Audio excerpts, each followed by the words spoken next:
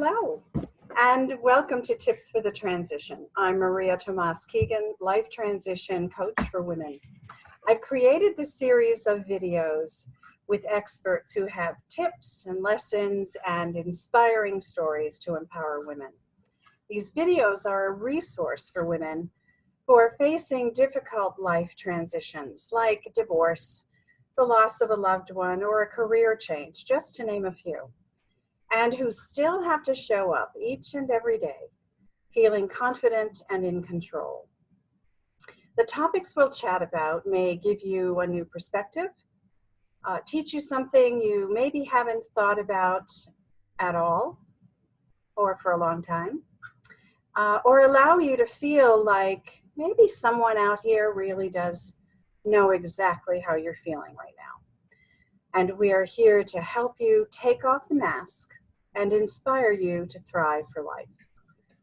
The title for today's interview is I Am Woman, Hear Me Roar, the art of practicing self-confidence.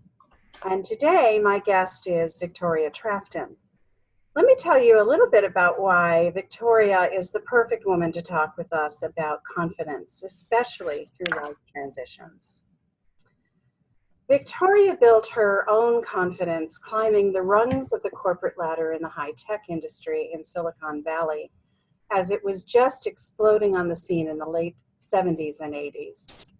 There were no role models for strong women back then for her to follow, and she experienced the imposter syndrome before there was even a name for it.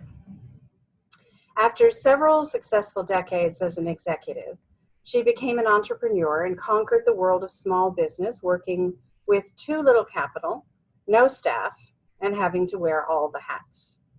She traded her corporate expense account for a personal credit card and a home office to navigate a new road to a six-figure success.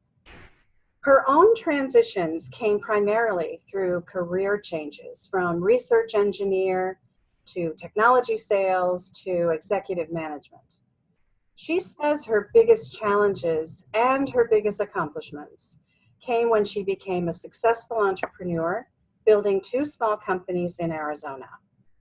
It was through that experience she discovered the power of peer mentoring that was common among women. Today, as a women's confidence coach, Victoria offers workshops and programs to help women with their unique confidence challenges, enabling them to pursue their heart's desire and weather the entrepreneurial roller coaster while handling the inevitable life events that come their way. She believes that while difficult transitions can test us, they show us who we have become in ways that can be life-changing and exciting, and I might add, empowering. Hello, Victoria. Good morning, Maria. Thank you so much for inviting me. Wow. Having come from a long corporate career myself and then an entrepreneur, I know that your confidence has been tested time and time again, as mine has. So I can't wait to get this conversation started. So let's just do that, okay? Sure. So with all that experience and all those transitions, what did you learn that you now use to help other women?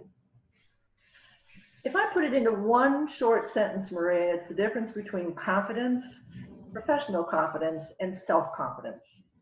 Because in corporate, particularly in a male-dominated world, our particular values of empathy and nurturing and collaboration, that's not the game. So we can learn to play the business rules, which are primarily competition and taking risk, not natural for women. And we can do well, get results, succeed, and start to feel like we're pretty confident.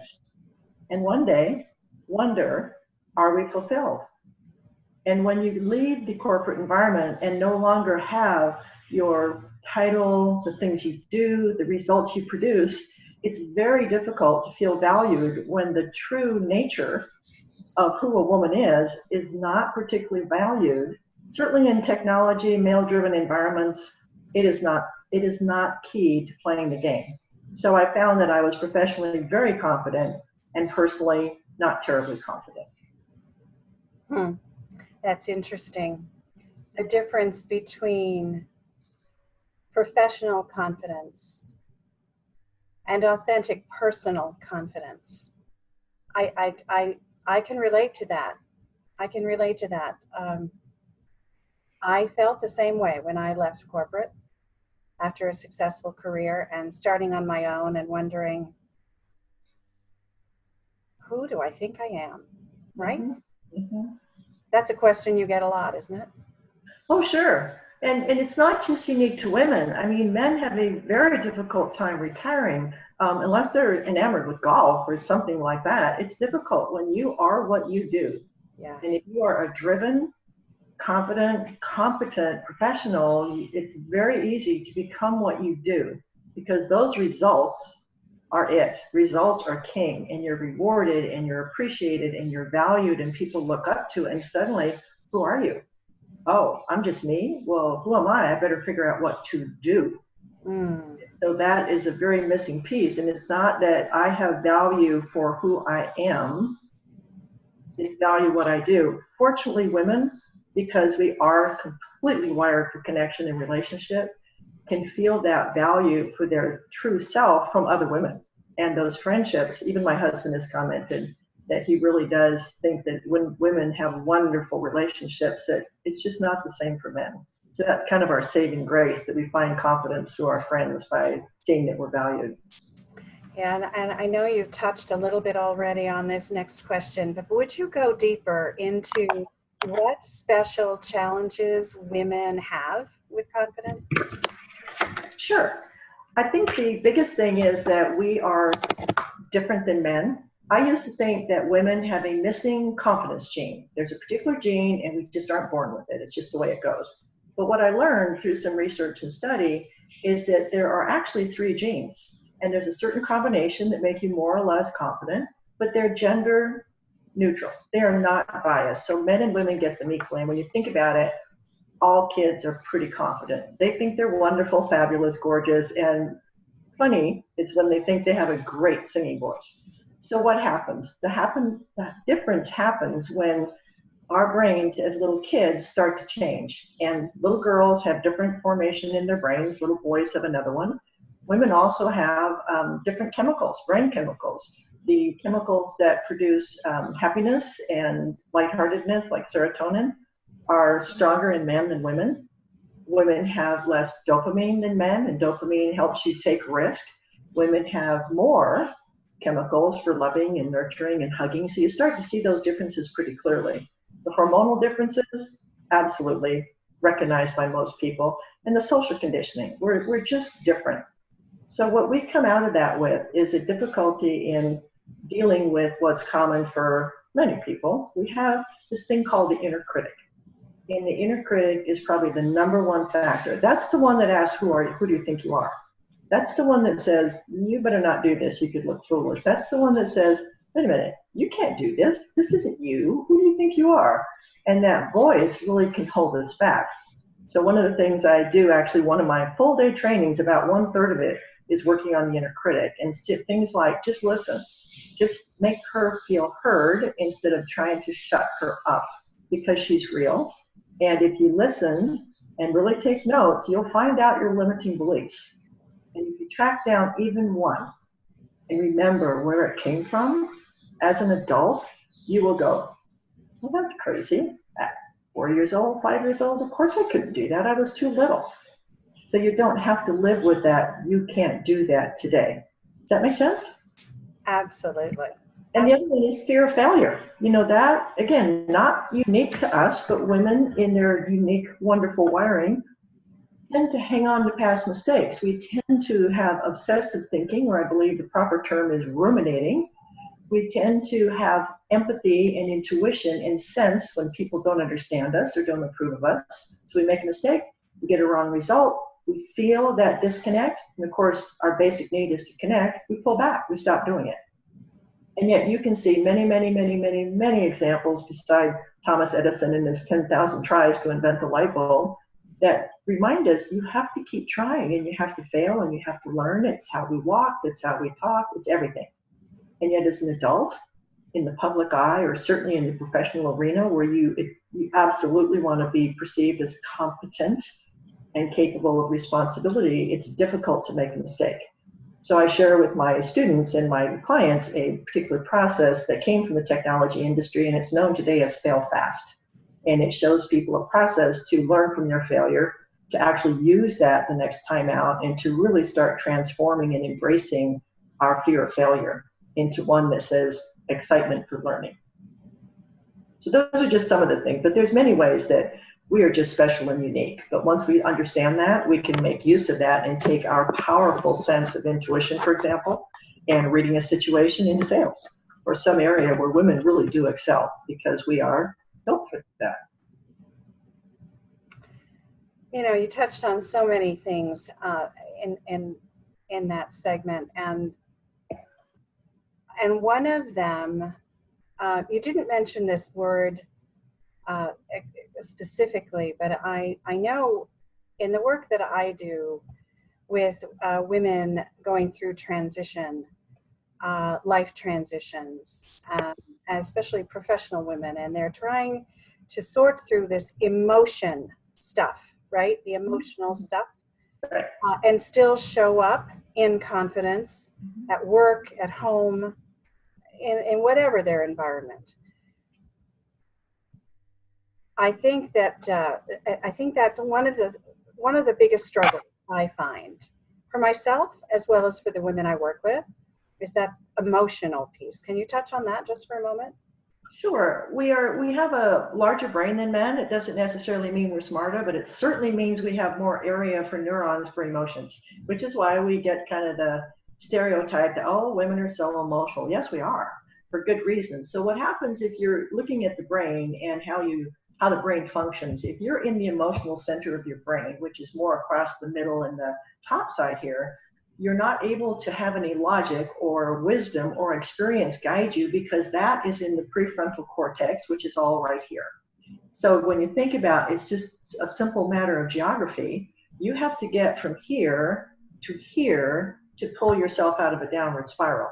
So one example that I think everybody will recognize, the power of breathing. If you take 3 deep breaths, slowly, deeply, that tizzy you're in, that tailspin you're in will start to lift.